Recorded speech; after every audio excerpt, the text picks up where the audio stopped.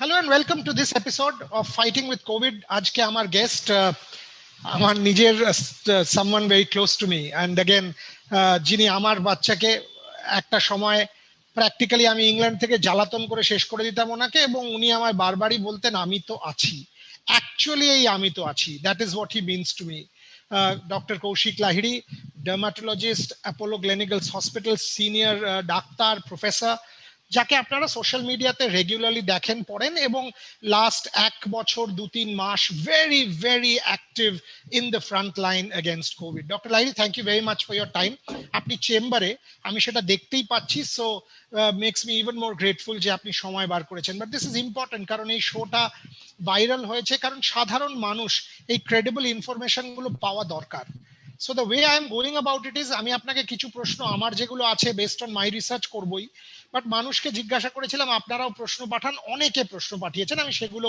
জিজ্ঞাসা করব so straight away Before that, I just wanted to tell thank you very much for calling me, and it's a real privilege to share screen with such an erudite and one of the most scholarly, what should I say, person from this part of the globe, and not just another journalist, and not just another sports journalist. It's one of the most thinking and fertile brain, one of the nicest human being, Boria Majumdar. Thank you very much for calling me, Boria. Humbled absolutely, but অনেক প্রশ্ন আপনি নিন আমার allergy আছে সালফারে আছে চিংড়ি মাছে আছে পেনিসিলিনে আছে আমি কি ভ্যাকসিন নেব আরে এই প্রশ্নটা রোজ শুনতে শুনতে পাগল হয়ে যাচ্ছি মানে আমি সব জায়গায় যেটা বলি এখন সব পেশেন্টরাও সেটা শিখে গেছে যে আপনার অ্যালার্জি থাক ব্যানার্জি থাক চ্যাটার্জি থাক মুখার্জি থাক সেগুলোকে আমরা পরে সামলে নেব তার থেকে অনেক বড় সমস্যা হচ্ছে কোভিড আপনার সালফারে অ্যালার্জি আছে কি আপনার চিংড়ি মাছে অ্যালার্জি আছে কি বেগুন ভাজা অ্যালার্জি আছে দ্যাটস নট অ্যান ইস্যু আপনি সেটা নিয়ে দিব্যি ভ্যাকসিনটা নিয়ে নেবেন যদি কিছুতে আপনার সমস্যা হয় আমরা আছি ডাক্তারবাবুরা আছেন কিছু অসুবিধা হবে না এত কোটি কোটি মানুষ ভারতে ভ্যাকসিন নিচ্ছেন কারো কিছু হয়নি আজ পর্যন্ত এইসব অ্যালার্জি থেকে আমার বাবার সুগার আর প্রেসার আর সঙ্গে কিডনির সমস্যাও আছে বাবা কি নিতে পারবেন ভ্যাকসিন ওয়ান্ডারফুল মানে কিছু বলার নেই মানে রোজ এই প্রশ্নগুলো আমি করজোরে বলবো আপনার বাবাকে যেন ভ্যাকসিনের লাইনে অন্তত প্রথমে নিয়ে যান আপনি সকালবেলা গিয়ে চেষ্টা করুন আপনার বাবাকে যেন প্রথমে কেন বলছি তার কারণ আপনার বাবা বয়োজ্যেষ্ঠ মানুষ আপনার বাবার কোমরবিডিটি আছে এই কোমরবিডিটি কথাটা আমরা গত এক বছরে বেশ অনেকখানি শিখে গেছি মানে ব্লাড সুগার আছে ব্লাড প্রেশার আছে কিডনির সমস্যা আছে তাকেই কিন্তু কোভিড যদি করে না করলেই আমরা খুশি হই যদি আক্রমণ করে তাহলে সেক্ষেত্রে যাদের কোমরবিডিটি আছে তাদেরই সমস্যা বেশি হয় আপনার বাবার আছে আপনার বাবাকে তো আগে প্রোটেক্ট করতে হবে সরকারও সেটা চেয়েছিল যাদের কোমরবিডিটি আছে যারা বয়স্ক মানুষ তাদের আগে তাই জন্য আপনার লাইনের আগে আপনার বাবা যেন গিয়ে দাঁড়ান অঙ্কন কর জিজ্ঞেস করছেন please ask doctor Lahiri we have taken Limcee tablet every day for 1 year is it harmful আমিও নিয়ে গেছি হার্মফুল না কিছু কিন্তু কতখানি আমাকে প্রোটেক্ট করেছে আমি জানি না আমরা এই অসুখটা নতুন তো আমরা এই লিমসি হোক ভিটামিন বি কমপ্লেক্স হোক জিঙ্ক হোক হাইড্রক্সিক্লোরোকুইন সালফেট সবকিছু নিয়ে যাচ্ছি মানে আমরা ভাবছি যে এতে আমরা প্রোটেক্টেড থাকছি এই ভাবাটাও একটা পজিটিভ জিনিস তো থাকি না সেটা খেয়ে ক্ষতি কিছু হচ্ছে না আমাদের কিন্তু কতখানি লাভ হচ্ছে একজন বিজ্ঞানের ছাত্র হিসেবে সেটা আমাদের এখনো বলার সময় আসেনি Shyamali Sen who are the particularly vulnerable is it still যারা কোমরবিড পেশেন্টস ওল্ডার পপুলেশন নাকি এই যে এত পড়া হচ্ছে ইয়াঙ্গার পপুলেশনে এসে গেছে and someone who is taking prophylactic treatment during hospitalization are there any further chances of infection we all are vulnerable the whole world is vulnerable যদি আপনি কোভিড প্রোটোকল না মানেন যদি আপনি ভ্যাকসিনেটেড না হন তাহলে আপনি ভালনারেবল এটা শুধু বয়স্কদের হচ্ছে তা নয় শুধু 18 থেকে 44দের হচ্ছে তা নয় বাচ্চাদেরও হচ্ছে তাই জন্য কার কখন হবে আমরা অনেকের শুনেছি যে আমি ডাক্তারবাবু এক বছর বাড়ি থেকে বেরোইনি আমার কি করে হলো এখন কখন যে আপনার এই বুহ ভেদ করে ঢুকে পড়বে আপনার ঘরের অন্দরে এই ভাইরাসটি আমরা জানি না এটা বায়ুবাহিত এবং আপনি আটকাতে পারবেন না কোনোভাবে সেই বাতাস। তাই জন্য অল আর ভালনারেবল। এবং আমরা যদি যা এখন পর্যন্ত জেনেছি, এই যে অন্তত মাস্কটা পরা, অন্তত আমাদের ভ্যাকসিনটা নেওয়া, ভ্যাকসিনটা গত বছর ছিল না, সেইটা নিন, তাহলে অনেকখানি আমরা প্রোটেক্টেড থাকবোই আছি তো। আমরা হাসপাতালে যারা কাজ করছি, আমরা এই কিভাবে আমরা বেঁচে আছি এই মাস্কের জন্য, এই ড্রেসটার জন্য, এই যে প্রোটোকল গুলো মানার জন্য। আপনিও পারবেন। এবং দ্যাট ইউজুয়াল কোয়েশ্চেন, ভ্যাকসিন এত কিছু পড়ছি অ্যাবাউট রিইনফেকশন, ব্রেকআওয়ে ইনফেকশন, সত্যি কি ভ্যাকসিন কাজ করছে? এই যে স্টাডি গুলো বেরোচ্ছে, এগুলো কি সত্যি? অবশ্যই। দেখুন, মানুষের সভ্যতার ইতিহাসে এই প্রথম 8 মাস 9 মাসের মধ্যে 6খানা 8খানা ভ্যাকসিন তৈরি হয়ে গেল। যারাই আমরা বিজ্ঞানের ছাত্র না হলেও ইতিহাসে যারা পড়েছি, এক একটা ভ্যাকসিন তৈরি হতে দশকের পর দশক, এমনকি 100 বছরও লেগে যায়। এই যে স্মল পক্সকে আমরা সরিয়ে দিয়েছি, ডিপথেরিয়াকে সরিয়ে দিয়েছি, মিজলসকে সরিয়ে দিয়েছি, পোলিও চলে গেছে, এই ভ্যাকসিন গুলো তৈরি করতে 100 বছর লেগে গেছে। সেখানে আমরা 1.5 বছর আগে কোভিডের নাম জানতাম না, ডাক্তারি ছাত্ররা করোনা ভাইরাস জানতাম, কোভিডের নাম আমরাও জানতাম না 1.5 বছর আগে। সেই একটা নতুন অসুখ এলো, সেটার ভ্যাকসিন তৈরি হয়ে গেল, এতগুলো ভ্যাকসিন তৈরি হয়ে গেল। এটা বিজ্ঞানে বিশাল একটা কাজ, 1 নম্বর। 2 নম্বর হচ্ছে, ভ্যাকসিন যে কাজ করে তার প্রধান উদাহরণ হচ্ছে ইংল্যান্ড। যখন সব থেকে পিকে, তখন ইংল্যান্ড ঠিক করলো, হ্যাঁ জনসংখ্যা খুব কম, মাত্র 5.6 কোটি। বড়িয়া আমার থেকে বেশি জানবেন, অনেকদিন ওখানেই কাজ করেছেন, থেকেছেন। ইংল্যান্ডের জনসংখ্যার বিরাট অংশকে ওরা প্রথম ডোজ দিয়ে কভার করে দিয়েছে, flat in the curve. That should be the strategy. Israel did it. তাই জন্য ভ্যাকসিন কাজ অবশ্যই করে, এবং আমাদের দেশেও যে রাজ্যগুলোতে খুব চমৎকার ভ্যাকসিনেশন চলছে, গ্রাফ কিন্তু ফ্ল্যাটেন্ড হতে শুরু করেছে। একটা before I go into other questions, doctor Lahiri, let me congratulate you এবং আপনার কলিগসদেরকে for starting this free philanthropic telemedicine service. আমি আমার শোতে এই গ্রাফটা এবং number with all of the figures যেগুলো আমার কাছে আছে সেগুলো চালিয়ে দেব, বাট তাও আপনি এটা সম্বন্ধে বলে দিন এবং নম্বরটাও বলে দিন। Thank you very much. Actually এটা একটা আবেগের জায়গা থেকে শুরু হয়েছিল, যে আমরা যারা বাড়িতে বসে আতঙ্কিত হচ্ছেন যে আমি জ্বর এসছে কালকে থেকে, আমি পজিটিভ হয়েছে, আমি কি করব। এখন সবাই বেরোতে পারছেন না, ডাক্তারের কাছে যেতে পারছেন না। 90% লোক তো অ্যাসিমটমেটিক অথবা মাইল্ডলি সিমটমেটিক। আমার একটু গলায় কাশি হলো, আমার একটু গা ব্যথা হলো, একটু শীত শীত লাগলো, আমিও বন্ধু ডাক্তারকে তো ফোন করছি, সেই মুহূর্তে আমি আর ডাক্তার থাকি না, আমি পেশেন্ট হয়ে যাই। এটা আমাদের সকলেরই হয়। সেই আমরা তখন ভাবলাম প্রথমে যে এটা যদি আমরা একটা ফোনের করতে পারি, নেটওয়ার্ক করতে পারি, প্রথমে 24 জন, 25 জন, 26 জন, তারপরে সেটা বাড়তে বাড়তে এখন 160 জন ডাক্তার সারাদিন আমরা ফিলান্থ্রপিক সার্ভিস দিচ্ছি। কি করে? কৌশিক লাহিড়ী স্কিন স্পেশালিস্ট হিসেবে নয়, আমি সকাল 9টা থেকে 10টা আমি থাকি। আমাদের একটা সেন্ট্রাল নাম্বার আছে, যেটা আপনাদের স্ক্রিনে থাকবে। সেই নাম্বারে ফোন করলে সকাল 7টা থেকে রাত 11টা পর্যন্ত প্রায় 160 জন ডাক্তার ঘুরিয়ে ফিরিয়ে আপনি পৌঁছে যাবেন তার কাছে। আপনাকে বাড়িতে কিভাবে থাকতে হবে, অক্সিজেন স্যাচুরেশন কত থাকতে হবে, কি ওষুধ খেতে হবে, কি প্রোটোকল, বাড়ির বাকিদের কিভাবে আপনি সাবধানে থাকবেন, আমরা সবসময় আপনাদের বলবো। আর এটা সম্পূর্ণভাবে ওয়েস্ট বেঙ্গল ডক্টরস ফোরামের পক্ষ থেকে ফ্রি সার্ভিস। এবং এটা কি যে একটা তৃপ্তি, মানে আমাদের নিজেদের কাজ করে এটা বোঝাতে পারবো না, যে কত জায়গা থেকে, মাদারিহাট থেকে, মেখলিগঞ্জ থেকে, দক্ষিণ ভারত থেকে, উত্তর ভারত থেকে, ঢাকা, বাংলাদেশ থেকে, বিদেশ থেকে তার বাবা এখানে ভর্তি, তার জন্য ফোন করছেন, তার সঙ্গে কানেক্ট করা আমাদের কাছে ডাক্তার হিসেবে এটা একটা বিরাট পরিতৃপ্তির ব্যাপার, যে কিছু করতে পারছি সেই মানুষগুলোর জন্য। ওকে, আমি আপনাদের জন্য নম্বরটা বলে দিচ্ছি, কিন্তু অবভিয়াসলি স্ক্রিনে দিয়ে দেব, সেগুলো আপনাদের কাছে থাকবে। 8929 408282। আবার রিপিট করে দিচ্ছি, 8929 408282। সকাল 7টা থেকে রাত্রির 11টা পর্যন্ত আপনারা এই হেল্পলাইনটাতে, ফ্রি হেল্পলাইন ফর কোভিড-19 টেলিমেডিসিন, ডক্টর লাহিড়ী এক্ষুনি বললেন ওনারা শুরু করেছেন, প্রায় 150+ ডাক্তার এখন এটাতে কন্ট্রিবিউট করছেন। আরো একটা রিজন আমাদের জন্য to remain eternally grateful to this fraternity. সম্মানটা দিন, that is what is most important. আবারও জানিয়ে দিলাম এটা।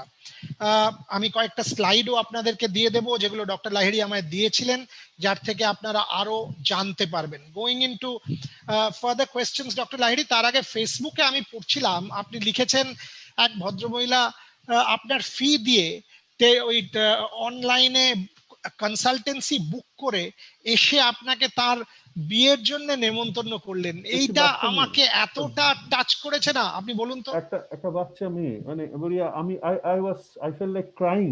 আমি বলছি প্রায় 32 বছর ডাক্তারি করছি, আমাদের এরকম অনেক পজিটিভ নেগেটিভ অভিজ্ঞতার মধ্যে দিয়ে যাই, কিন্তু এখন এত নেগেটিভিটি চারদিকে, চারদিকে এত খারাপ খারাপ খবর, রোজ কি কারো ভাই কারো বন্ধু রোজ চলে যাচ্ছে। তার মধ্যে একটি মেয়ে, আমি বলছি না কোন জায়গা থেকে, অন্য একটি প্রদেশ থেকে, সে গত কয়েক মাস ধরে অনলাইন দেখাতো, সে তার বাবা মা কালকে অনলাইনে বুক করে, স্লট বুক করে, এবং তারপরে আমি বললাম কি খবর, কেমন আছো তোমরা, আমাকে হাত জোর করে বলছে যে লড়কি কা শাদি হ্যায় অগস্ট মে, আপকো আনা চাইয়ে। তো এই এই জিনিসটা, এর থেকে বড় প্রাপ্তি একজন ডাক্তার হিসেবে, একজন রোগী সুস্থ হয়ে গিয়ে একটা বাতাসা দিলেও, একজন বন্ধু লিখেছেন ফেসবুকে, আমার মনে হয় সেটা একজন চিকিৎসকের কাছে নোবেল প্রাইজের থেকে বড়। তা এর থেকে বড় কিছু নেই। একজন একজন একটি বাচ্চা ভালো হয়ে গেলে তার বাবার আশীর্বাদ, তার মায়ের কান্না ভরা চোখ, বাবার দিকে ডাক্তারের দিকে তাকিয়ে কৃতজ্ঞতা ভরা, এইটুকুর জন্যই এতদিন ধরে আমাদের পরিশ্রম, আর কিছু না। আর জানবেন, কোনো পেশেন্ট খারাপ হোক, সেটা কোনো চিকিৎসক, কোনো চিকিৎসা কর্মী, নার্স, এমনকি গ্রামের যারা কোয়াক চিকিৎসক, যাদের আমরা কোয়াক বলি, তারাও চান না। আমরা সবসময় চাই সকলের ভালো হোক। আমরা সবসময় পারি না। যে অসুখটার সঙ্গে লড়ছি, সেই অসুখটা আমরা কিছু জানতাম না, তার প্রোটোকল তৈরি হয়নি এখনো। নিধিরাম সর্দারের মতো ঢাল নেই, তরোয়াল নেই, আমরা লড়ে যাচ্ছি। 1%, 1.5% মানুষ চলে যাচ্ছেন, কেউ যেন না যেন আমাদের সেটার প্রতি নজর, কিন্তু সেরে উঠছেন কিন্তু 97-98% মানুষ। এই জিনিসটা আমাদের মনে রাখতে হবে, এই পজিটিভিটিটা আমাদের সবসময় যেন মনের মধ্যে থাকে। বেশিরভাগ মানুষ ভালো হয়ে যাচ্ছেন। ডক্টর লাহিড়ী, আবারও কয়েকটা প্রশ্নতে ফেরত আসি। আমার স্কিনের সমস্যা, দীর্ঘদিন ওষুধ খাই, স্টেরয়েড খেতে হয়েছে, আমি কি নিতে পারবো ভ্যাকসিন? হ্যাঁ, এটা খুব সামনাসামনি হই। ধরুন কারো সোরিয়াসিস হয়েছে, তাকে শুধু অনেক রকম ইমিউনোমডুলেটর খেয়েছেন যেগুলোতে তার ইমিউনিটি গন্ডগোল আছে, তিনি একটু চিন্তিত, গুগলে গিয়ে দেখেছেন তার ইমিউনিটি কম, আমি কি ভ্যাকসিন নিতে পারবো? অবশ্যই নেবেন। কোনো ওষুধ খাওয়ার পরেও এই ভ্যাকসিন নেওয়া বারণ নয়। এই ভ্যাকসিন কিছুদিন আগে পর্যন্ত বলা হচ্ছিল গর্ভবতীরা নিতে পারবেন না, ল্যাকটেটিং মহিলারা নিতে পারবেন না।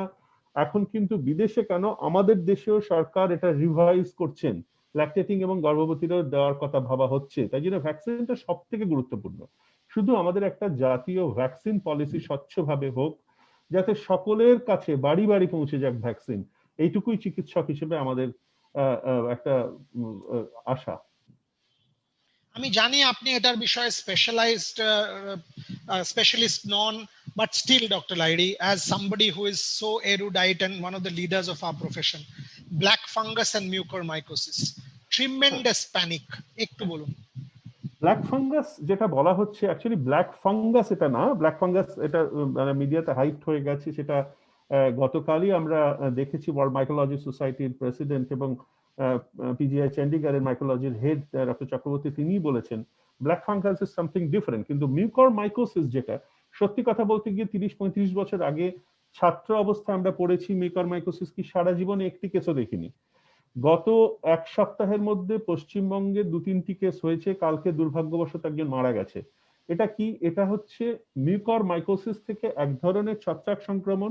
সেটা ত্বকেও হয়, ত্বকে যেখানে কেটে যাচ্ছে, একটা বার্ন ইনজুরি, সেখানেও হতে পারে, কিন্তু প্রধানত হয় নেজোফ্যারিংসে, গলায়, নাকে, সাইনাসে এবং চোখ বা আমাদের আপার রেসপিরেটরি ট্র্যাক্টে। এবং সেটা ভয়ঙ্কর, এবং সেটা হলে as early as possible সেটা ডায়াগনোসিসটা দরকার। চিকিৎসা খুব সুন্দর আছে, আমি কোনো ওষুধের নাম বলতে চাইছি না, তার কারণ এই অনুষ্ঠানটা এত জনপ্রিয় আপনার, আমি ওষুধের নাম বললে কালকে থেকে সেই ওষুধগুলো বাজার থেকে হাওয়া হয়ে যাবে। তাই জন্য যেটা আমি সবসময় বলি, ব্ল্যাক ফাঙ্গাসের থেকে অনেক ভয়ঙ্কর আমাদের দেশে হচ্ছে ব্ল্যাক মার্কেটিং। সেই জিনিসটা যেন না হয়। রেমডেসিভির এবং এই নানা রকমের অক্সিজেন সিলিন্ডার নিয়ে যেটা হলো, দয়া করে এই ব্ল্যাক ফাঙ্গাসের আতঙ্কে ভুগে বাজার থেকে সেই ওষুধগুলো কিনে নেবেন না। এই ব্যবসায়ীদের, অসাধু যারা আছেন, তাদের কাছে অনুরোধ করছি। The other question, doctor Lahiri, অনেকেই জিজ্ঞেস করছেন about steroids। গতকাল NK Arora national COVID task force এর হেড বলছেন, হাত জোর করে বলছি ডাক্তারদেরও বলছি আননেসেসারিলি স্টেরয়েড প্রেসক্রাইব করবেন না। একদম, এটা এটা এটা নিয়ে কোনো মতদ্বৈধতার জায়গা নেই। স্টেরয়েড দুটো পার্ট, একটা হচ্ছে আমাদের কোভিড যখন প্রাথমিকভাবে হচ্ছে, বেশিরভাগ মানুষ ওই 5-6 দিনের মধ্যে সামান্য একটু জ্বর হলো, গা ব্যথা হলো, তার মধ্যেই ভালো হয়ে যাচ্ছেন। এরপরে 7 দিন পরে যদি কারো জ্বর থাকে, শ্বাসকষ্ট বাড়তে থাকে, কারো যদি আমাদের মার্কার অফ ইনফ্লামেশন যেগুলো ইন্টারলিউকিন 6, ডিডাইমার ইত্যাদি, যেগুলো আমি ভারী ভারী কথাগুলো বলছি না, সেগুলো বাড়তে থাকে, তখন আমরা জানি তিনি সাইটোকাইন স্টর্মের দিকে যাচ্ছেন। সাইটোকাইন স্টর্মটা কিছুই না, শরীরের যতটা প্রতিরোধে ঝাঁপানোর কথা তার বহুগুণ বেশি ঝাঁপিয়ে পড়েছে। বাড়িতে একটা চোর ঢুকেছে, তাকে ধরে দুটো থাপ্পড় মেরে পুলিশের হাতে তুলে না দিয়ে সেই চোরটাকে মারতে গিয়ে যদি আমি একটা AK-47 এনে পুরো ফায়ার করতে শুরু করি, আমার নিজের বাড়িটাই শেষ হয়ে যাবে। সেটা হচ্ছে সাইটোকাইন স্টর্ম। যতখানি দরকার প্রতিরোধ তার বেশি। এই সাইটোকাইন স্টর্মটাকে আটকানোর জন্য স্টেরয়েডের ব্যবহার করা হয় খুব সুনির্দিষ্টভাবে, ভেবে চিনতে। 7 দিন পর থেকে যদি কারো জ্বর থাকে, প্রথম দিন থেকে স্টেরয়েড নয়, এটাই আমাদের ICMR থেকে বলা হচ্ছে। তাতে ক্ষতি হতে পারে, ভাইরাসটা যখন রেপ্লিকেট করছে প্রথম দিকে, তখন যদি স্টেরয়েড দেওয়া হয় তাহলে কিন্তু আরো ভাইরাসটা অগ্নিতে ঘৃতাহুতির ব্যাপার হতে পারে। সেটাই অনুরোধ করা হচ্ছে সরকারের পক্ষ থেকে, দেবেন না প্রথম দিন থেকে। কিছু বেসিক প্রশ্ন এসছে অনেকের কাছ থেকে, অনেক ব্যাপারে কনফিউজড, কবে ভ্যাকসিন নেব, কোন ভ্যাকসিনটা নেব। এখন তো মাল্টিপল ভ্যাকসিন এসেছে, স্পুটনিক এসেছে, এই কোভিশিল্ড কোভ্যাক্সিন তো ছিল, কোনটা নেব, কখন নেব, করোনা হলে কি নেব, ওষুধপত্র কি সত্যিই আছে নাকি পুরোটাই আন্দাজে লোকে ঢিল ছুটছে, এটার উত্তর দিন। খুব সত্যি কথা, দেখুন এগুলো আসাটা স্বাভাবিক। একটা অসুখ যেটা আমাদের কাছে 100 বছর ধরে আছে, সেটার একটা নির্দিষ্ট ট্রিটমেন্ট প্রোটোকল তৈরি হয়ে যায়।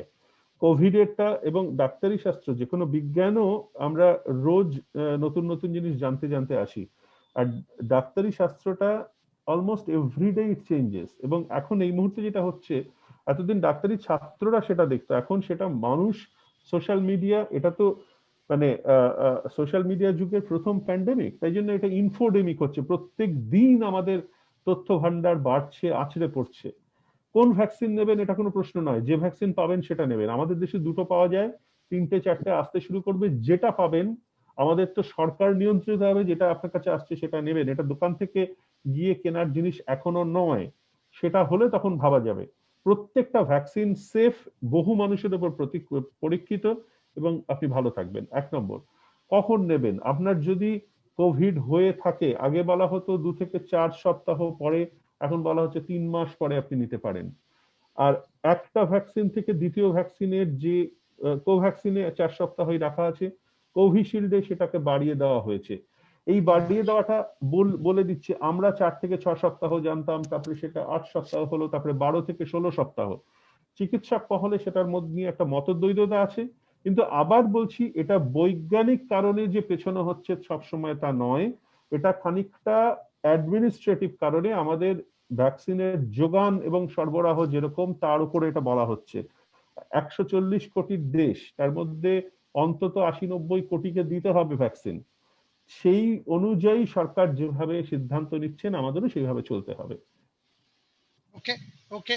এবং এটাও আমি জানিয়ে দিই, আমার অক্সফোর্ডের বন্ধুদের সাথে কথা বলে এই যে 12 সপ্তাহের গ্যাপটা বলা হচ্ছে, তারা কিন্তু আমাকে বারবার বলছেন, তোমায় অবজেক্টিভলি বলছি এটা খারাপ নয়, এক্স্যাক্টলি, তোমায় অবজেক্টিভলি বলছি সায়েন্টিফিক প্রুফ আছে অ্যান্টিবডি বাড়ে, so exactly. Don't think it is bad. So এটাও আমরা জানিয়ে দিচ্ছি, এবং আমাদের কথা নয়, দ্য জেনার ইনস্টিটিউট যারা, এবং অক্সফোর্ডে বহু প্রফেসর যারা এটার পার্ট ছিলেন অফ দ্য রিসার্চ গ্রুপ, যারা অ্যাস্ট্রাজেনেকা ভ্যাকসিনটা বার করেছেন, তাদের কথা বলছি আপনাদের, তাদের সাথে কথা হওয়ার পরিপ্রেক্ষিতে বলছি। সো প্লিজ এটা মাথায় রাখবেন। ডক্টর লাই, লাস্ট 3-4, হ্যাঁ বলুন।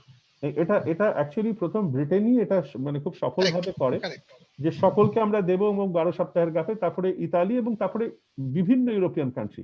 আমরা যেটা করছি এটা নতুন কিছু করছি না, তাই জন্য এটা নিয়ে জনমানসে বিভ্রান্তি ছড়ানোর কোনো দরকার নেই।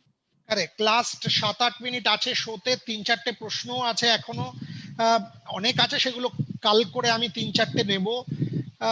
অনেকে বলছেন, এবং এটা আপনার পোস্টেও আছে, ফেসবুকেও আপনি লিখেছিলেন, আমিও সেখান থেকে ফলো করেছি, এবং অবভিয়াসলি নিজের যা স্টাডি, কেস তো কমছে বুঝলাম, মৃত্যু বাড়ছে কেন? আপনি পরিষ্কার লিখে দিয়েছিলেন যে 15 দিন আগের 1%টা অ্যাপ্লাই করো, পরিষ্কার বুঝে যাবে মৃত্যু কেন বাড়ছে। তার কেস কমার 15 দিন পরে সেই পার্সেন্টাইলটা অ্যাপ্লাই করলে দেখবে মৃত্যুও কমছে।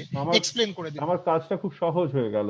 আমরা রোজই এখন দেখছি, পশ্চিমবঙ্গের কথাটা যদি বলি, 140, 147 করে বাড়ছে, কালকে 156, 157, কিন্তু আমাদের কেসটা ওই 20,000 থেকে 19,000, একটু একটু করে 19,000 স্টেবিলাইজ হচ্ছে। কিন্তু ডাক্তারবাবু, তাহলে মানুষ তো এত মারা যাচ্ছে, মানুষ মারা যাচ্ছেন তার কারণ 2 সপ্তাহ আগে আমাদের দিনে 14,000, 15,000 করে মানুষ আক্রান্ত হচ্ছিলেন।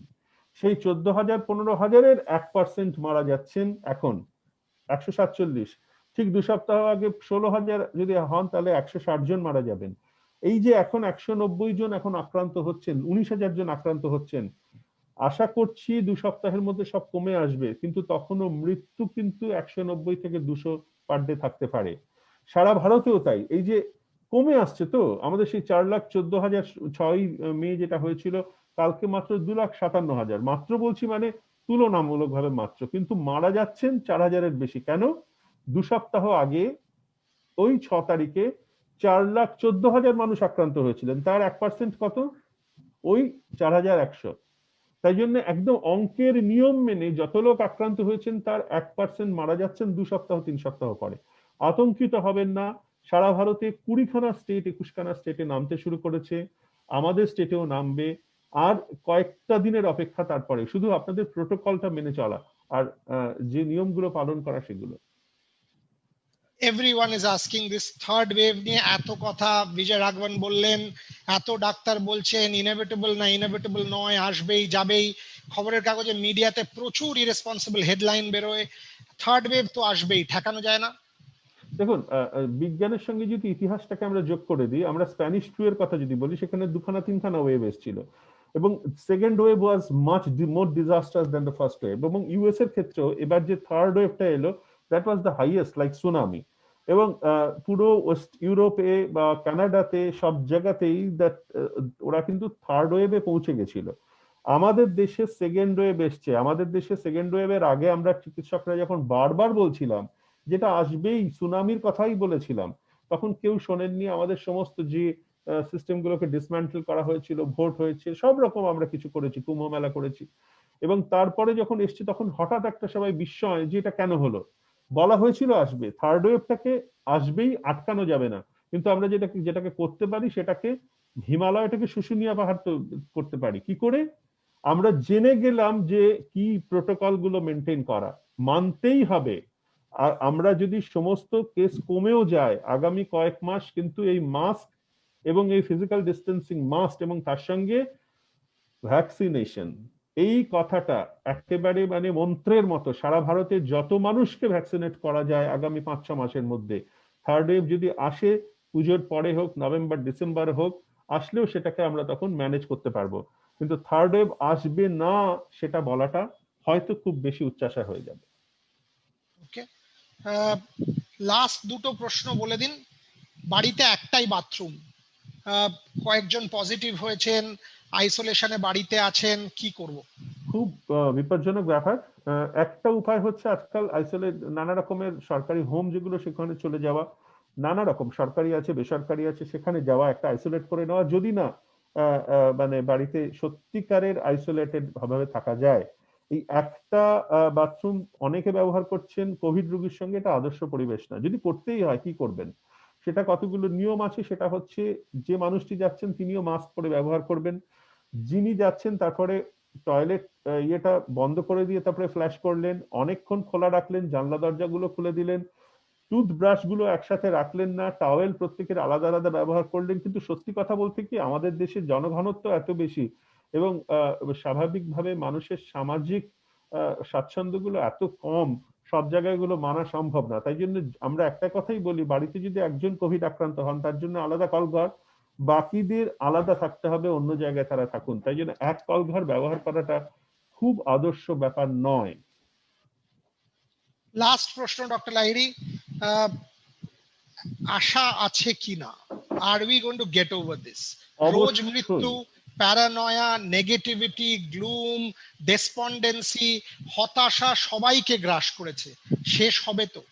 অবশ্যই এটা পৃথিবীর প্রথম প্যান্ডেমিক নয়, এবং আমরা সমস্ত মহামারী অতিমারি পেরিয়ে এসেছি। 100 বছর আগে যেটা হয়েছিল তখন আমাদের দাদু ঠাকুমারা ছিলেন, তাদের বাবা মারা ছিলেন, প্রথম বিশ্বযুদ্ধ শেষ হয়েছে, সাংঘাতিক অবস্থা, তার মধ্যে অত বড় পৃথিবীর একটা উদাহরণ দিচ্ছি, 150 কোটি জনসংখ্যা ছিল, তার 50 কোটি আক্রান্ত হয়েছিল, প্রায় 5 কোটি লোক মারা গেছিল।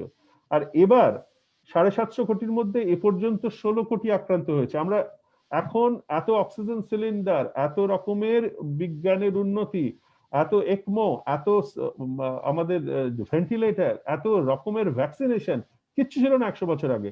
তাই জন্য আমরা জিতবই, এবং এত মানুষের ইচ্ছা, সবাই যে এক হয়ে কাজ করছেন, সোশ্যাল মিডিয়া একটা পজিটিভ রোল প্লে করছে, আপনারা একটা পজিটিভ রোল প্লে করছেন, সবাই মিলে আমরা লড়ছি, কেন জিতবো না? পৃথিবীর মানব সভ্যতা এইভাবে শেষ হতে পারে না, সভ্যতার নিজের মধ্যে একটা শক্তি আছে, আমরা জিতবই। ফ্যান্টাস্টিক, এর বেশি কিছু বলার নেই, আমার সময়ও শেষ, 12:30। ডক্টর লাহিড়ির সাথে কথা বললে all of you I'm sure will get that symbol যে we will win। এবং ওনার পোস্টগুলো ফলো করুন, সায়েন্সের জন্য ফলো করুন, ইনস্ট্রাকশন গুলোর জন্য ফলো করুন, অ্যাডভাইস গুলোর জন্য ফলো করুন। জ্ঞান দেন না, বুঝিয়ে দেন। এবং যে কারণে ওনাকে এতটাই আমি রেসপেক্ট করি, because he is one of the most positive people around, who will always see the glass as half full than half empty, but at the same time আমাদেরকে বলে দেবেন আমাদের কি করণীয়। Doctor Lahiri, once again absolute pleasure talking to you, thank you very much। দেখা হবে soon in a better situation, but till then online, zoom, telephone, WhatsApp এগুলো চলবে। সাবধানে থাকবেন, কারণ আপনি সাবধানে থাকলে আমরাও সাবধানে থাকবো। Thank you very much. Thank you very much, thanks।